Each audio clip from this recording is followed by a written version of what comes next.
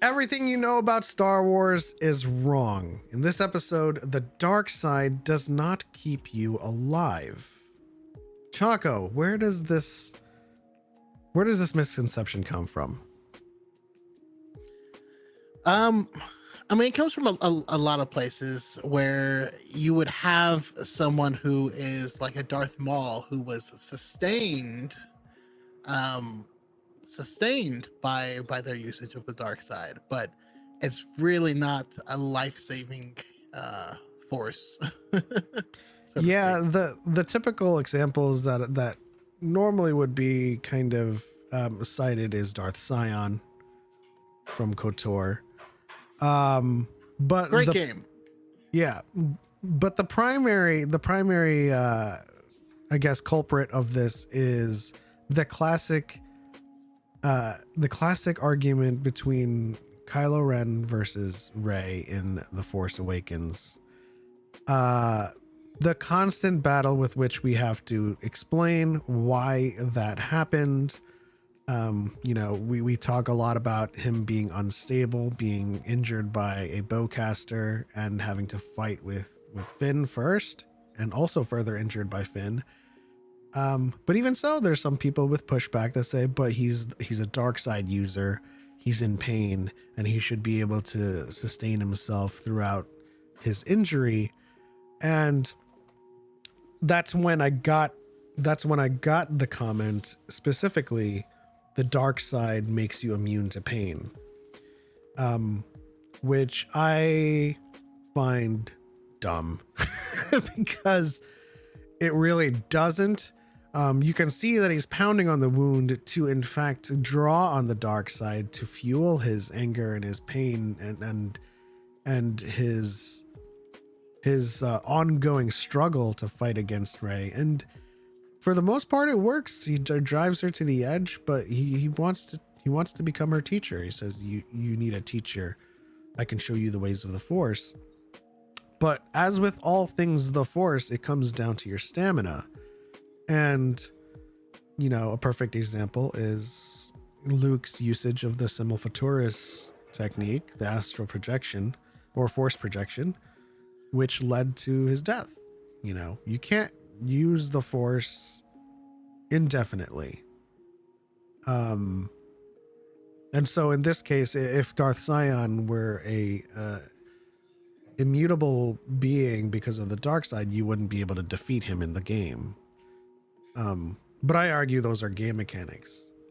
But still, Yeah, I mean, so like specifically in that context, and that's something that I've gotten discussions a lot. Same exact thing, right? Kylo Ren.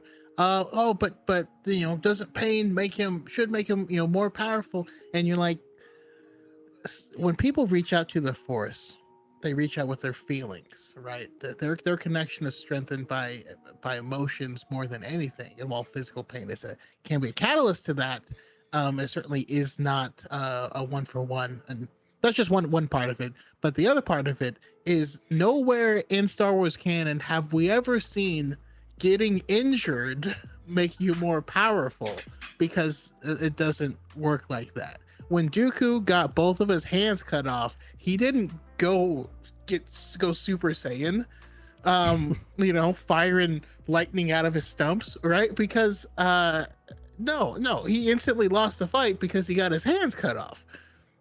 When Anakin, got turned into a person McNugget, that was not the most powerful he had ever been. Although he was in a lot of pain, especially when he was on fire, he didn't become more powerful. He didn't gain anything from that, right? He was just injured. And so if you're injured, yes, you can call upon the Force, call upon the dark side to help sustain yourself, to help hold yourself together a little bit longer, just beyond what is normal.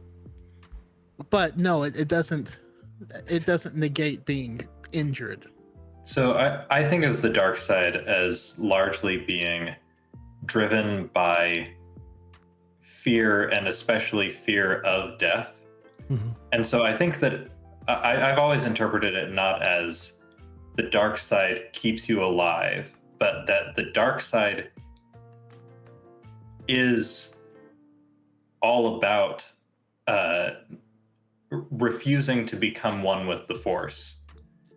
You know, so to die is to give up that control over your life and over the Force, and so it's more that the dark side is refusing to die.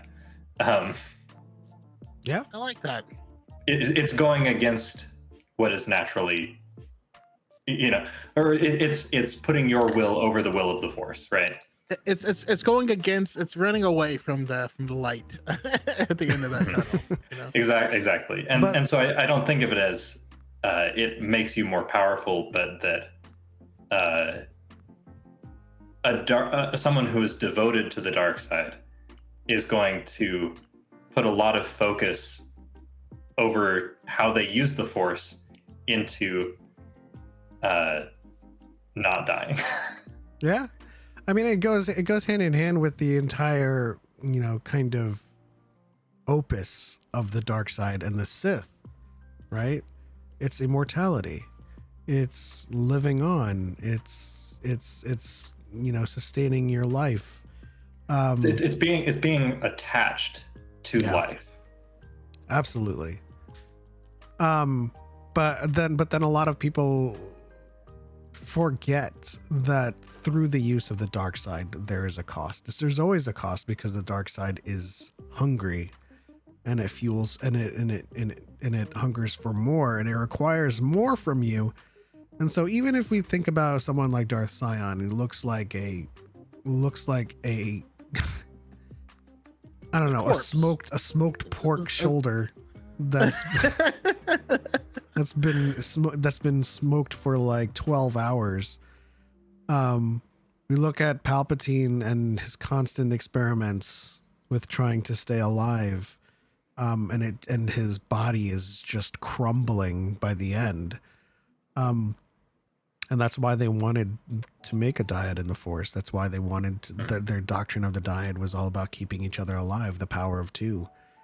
I mean, Palpatine didn't have bags under his eyes. Those were full-on scrotums, But to go on to our chat, let's see here. I see somebody saying, why should anyone want to die? Seems like 90% of people I would know would choose the dark side if it means life and love over the sacrifice of the Jedi. And I think that's why Yoda says that the dark side is faster, easier, and more seductive. Mm-hmm. It is the more appealing sounding thing if you are attached to living. And being not attached to living is harder. I mean, it's interesting that people put the concept of love on the dark side, because look at any dark sider you see loving relationship, loving, committed, healthy relationships. No, and that's the real allure of it, is it tricks you into thinking it is a way to achieve that. At least that's how they got Anakin, but that's never what it's about, and that's not, you know what I mean. Anakin is the story of is Walter White. He's Walter White, where I'm just gonna cook a little meth to take care of my family, and then your whole life is just meth. Like that's, you may start with love, but you end up very, very far, because love ultimately is self-sacrificing. Yep. And that's the seduction of the dark side too, because like I said, a lot of people forget about the cost of it. You may be able to sustain yourself. You may be able to find a way to essence transfer to new bodies, or to kind of outlive your own expiration date, but what does that make you? If we look at the Immortal in was that Dark Legends? Oh, sorry, I was thinking of I was thinking of Invincible, and then I started singing "My Immortal" from Evanescence in my head. There's there's a story called The Immortal, in Dark Legends, where Darth Sanguine was pursuing immortality, right? And then there was another Oh yes, another Sith Lord that followed in their footsteps and found that Sanguine achieved it, but was Smeagol. So they're like, sure, and this is largely in response to Dax and Download in the chat. Sure, it might sustain you. It might give you that initial appeal for extended life or even immortality. But what is that life if that immortality is just you being a goblin for the rest of your life because the dark side is not sustainable? It never is. The dark side in its natural state represents death and decay. So to kind of try and subjugate the will of the dark side in itself as a natural aspect is to pervert it, is to try to avoid the natural cost of the natural decay of things. And so you might sustain yourself in life, you might extend your life, but then you decay within that extended period. So I think that's it.